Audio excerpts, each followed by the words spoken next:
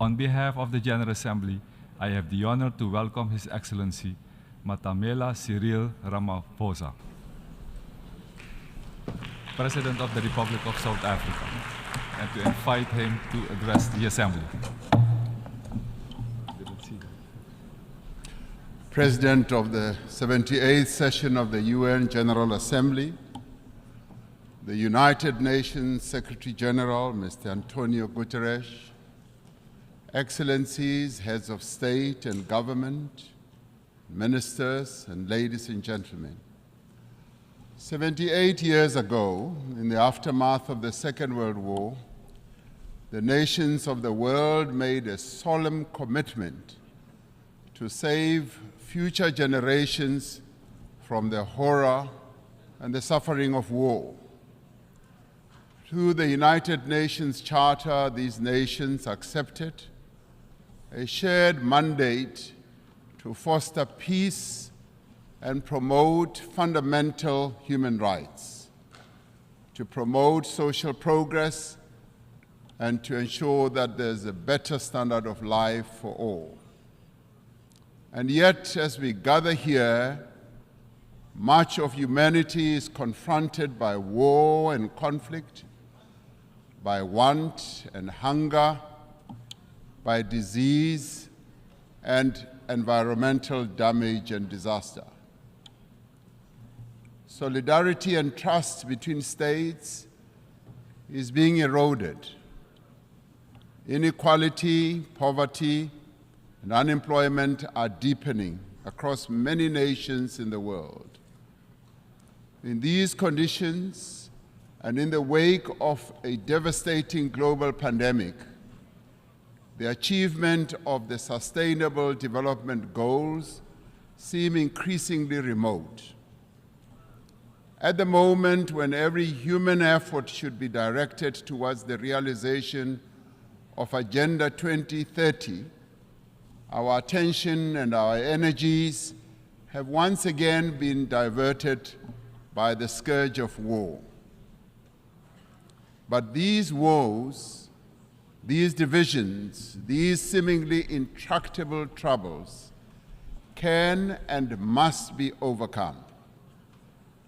Over millennia, the human race has demonstrated an enormous capacity for resilience, for an ability to resolve problems, for adaptation, innovation, compassion, and solidarity. At this moment, we are all called upon to reaffirm these essential qualities that define our common humanity. These qualities must be evident in how we work together as a global community and as nations of the world to end war and conflict. South Africa has consistently advocated for dialogue, for negotiation and diplomacy to prevent and end conflict and achieve lasting peace. It has committed itself as a country to the promotion of human rights, human dignity, justice, democracy, and to the adherence of international law. From the experience of our own journey, from the evil system of apartheid, which was declared a crime against humanity by this very organization, to democracy, we value the importance of engaging all parties to conflicts to achieve peaceful, just, and enduring solutions. It is these principles that inform South Africa's participation in the African Peace Initiative, which seeks a peaceful resolution of the conflict between Russia and Ukraine. In this conflict, as in all conflicts, we have insisted that the UN Charter's principle of respect for the territorial integrity of every country should be upheld. Our participation in the African Peace Initiative, supported by 7 countries from the African continent, is informed by a desire to see an end to the suffering of those most directly affected by the conflict and the millions on our own continent and across the world who, as a result of the conflict, are now vulnerable to worsening hunger and deprivation. As we engaged with the parties in this conflict as African leaders, one of the issues we raised was that there should be confidence-building measures that could create a sense of conflict towards the resolution of this conflict. In this regard, we said issues such as the return of the children who were removed from Ukraine should be returned. We also said that the prisoners of war should be exchanged between the 2 countries. I've just held a meeting with President Zelensky, who says that, in part, some of our efforts are bearing fruit as the children are now being returned and the prisoners are also being exchanged. But then we said we need to see this happening on a much faster pace.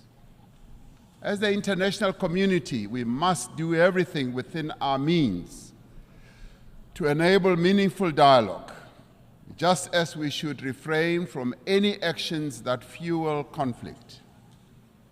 As we confront other conflicts in several parts of the world, including on our own continent, Africa, we need to be investing in prevention and peace building. We support the call by the UN Secretary General in the new Agenda for Peace for member states to provide more sustainable and predictable financing for peace-building efforts. As a global community, we should be concerned by the recent incidents of unconstitutional changes of government in some parts of Africa. The global community needs to work alongside the African Union to support peace efforts in the DRC, in Libya, Sudan, Somalia, Mali, Central African Republic, South Sudan, North Mozambique, the Great Lakes region, the Sahel, Niger, and the Horn of Africa. The African Union Peace and Security Council has declared that it stands ready to deepen its cooperation with the UN Security Council to silence the guns on the African continent and to achieve peace and stability and development. We are called upon to remain true to the founding principles of the United Nations by recognizing the inalienable right of the people of Western Sahara for self-determination in line with the relevant UN General Assembly resolutions. We must work for peace in the Middle East for as long as the land of the Palestinians remains occupied, for as long as their rights are ignored and their dignity is denied, such peace will remain elusive.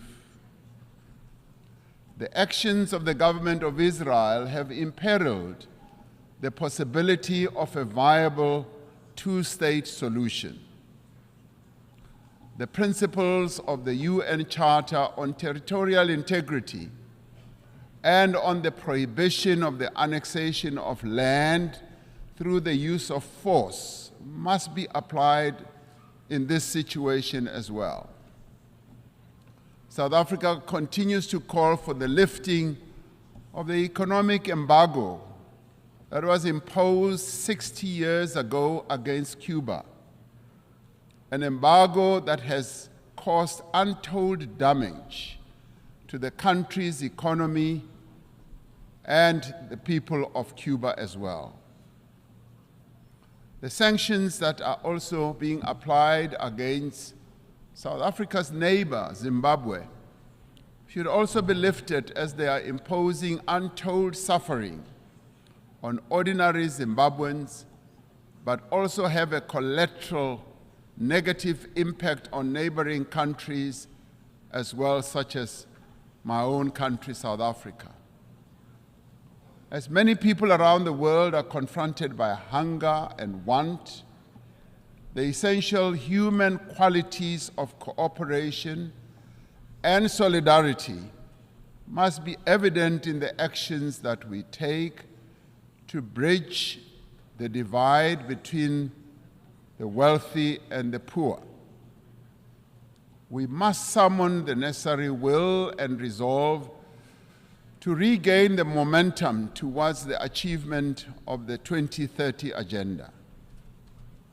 This means that we must address the fundamental developmental challenges that have long characterized as well our unequal world. To address the developmental challenges that face many people in the world, we are required to focus on targeted investment, on technology transfer, capacity building support, especially in key areas such as supporting industrialization, building infrastructure, ensuring that agriculture investment takes place, ensuring that there is investment in water, energy, education, and health. This also requires predictable and sustainable financial support, including supportive trade policies from the international community. We call on the partners of the wealthier countries to meet the financial commitments they have made. It is a matter of great concern to us from the Global South that these wealthier countries in the Global North have failed to meet the undertakings they made to provide $100 billion a year for developing economies to take climate action. This must be changed, and the money must be made available in the interest of development. We support the proposals outlined in the Secretary General's Sustainable Development Goals stimulus.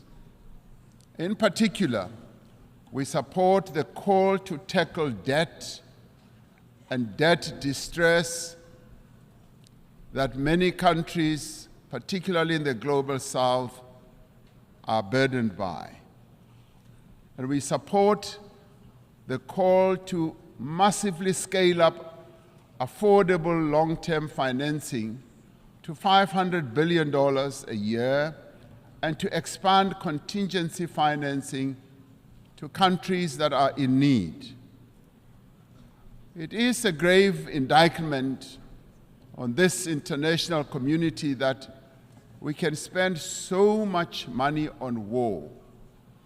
And in fact, trillions are being spent on war, but we cannot support action that needs to be taken to meet the basic needs of billions of people in the world, needs such as addressing hunger, health, empowering women, and making sure that there is development in countries that are vulnerable. The achievement of the Sustainable Development Goals depends fundamentally on the empowerment of women in all spheres of life.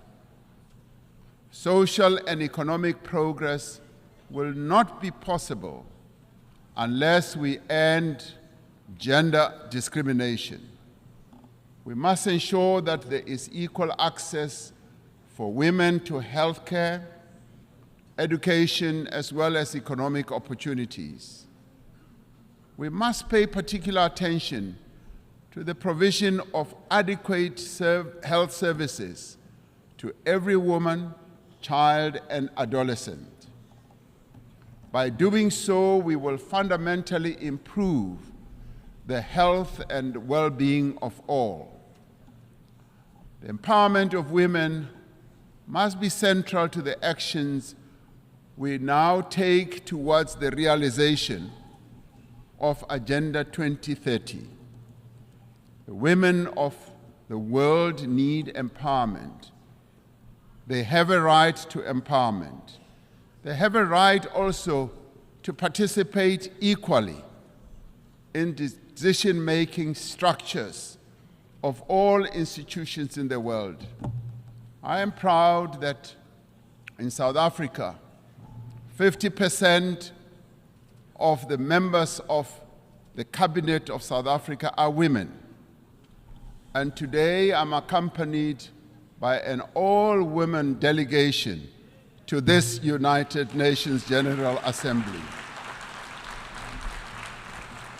It should be a matter of concern to us all that the majority of people who are sitting in this assembly are men. The question we have to ask, where are the women of the world? The women of the world have a right to be here to represent the views of women across the world.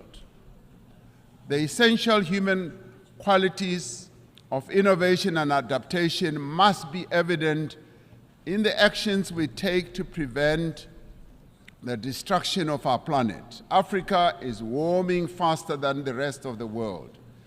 We are told that the 20 climate hotspots in the world that we have, we find 17 of them in Africa.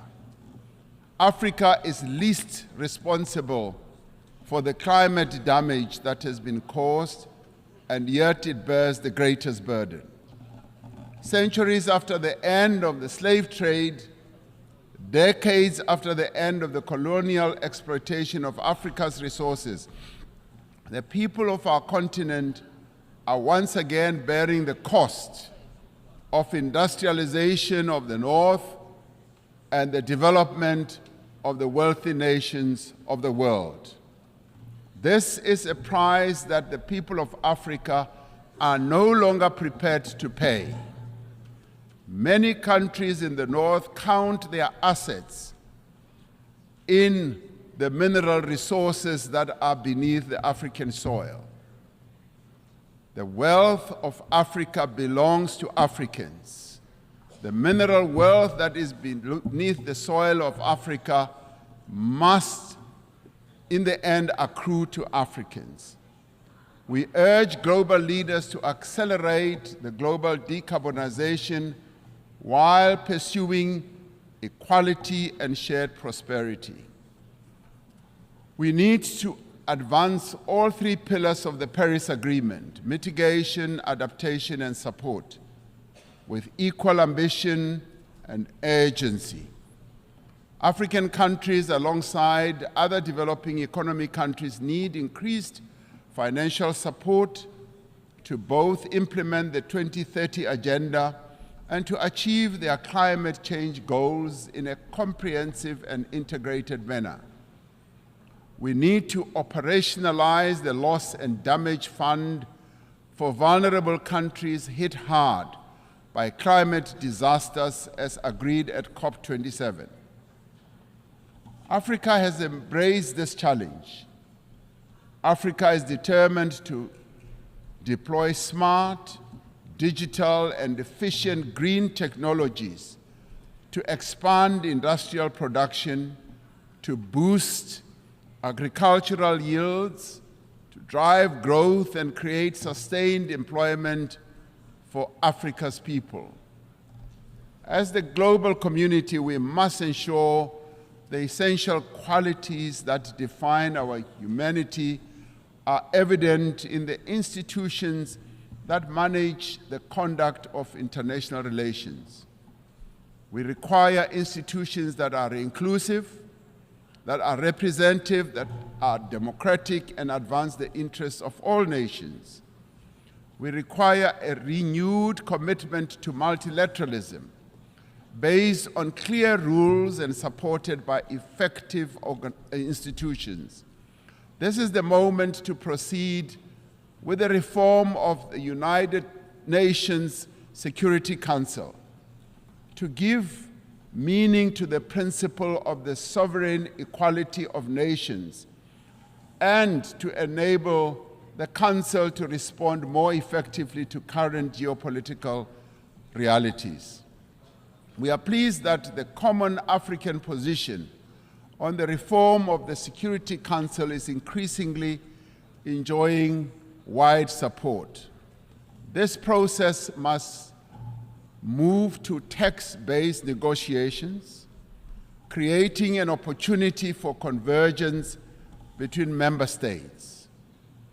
The recently held BRICS summit in Johannesburg also affirmed the view that the United Nations Security Council should be reformed and should ensure that those who are not represented, that is, nations that are not represented, are also represented. We must ensure that the voice of the African continent and the Global South is strengthened in the United Nations and broader multilateral system. All the peoples represented here in this United Nations had their origins in Africa. In Africa, they developed the tools and capabilities to spread across the world and achieved remarkable feats of development and progress. And all this was due to the skills and the talent that originated from the African continent. Despite its history, despite the legacy of exploitation, colonialism, and subjugation, despite the ongoing challenge of conflict and instability, Africa is determined and ready to regain its position as a site of human progress. The era of African development has arrived.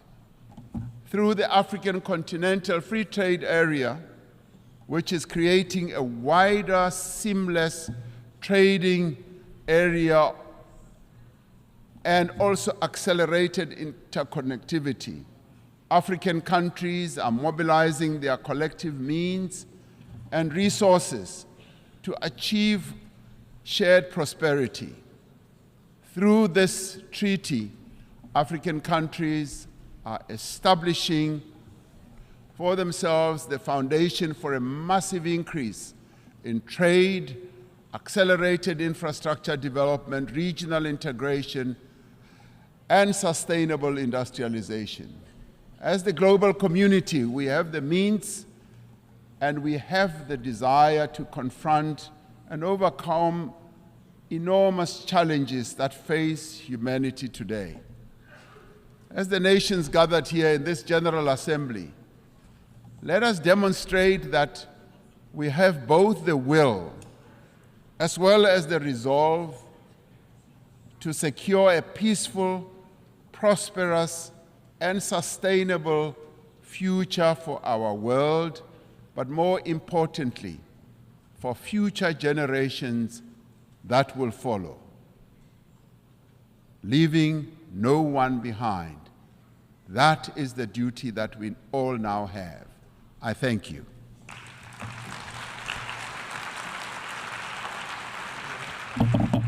I wish to thank the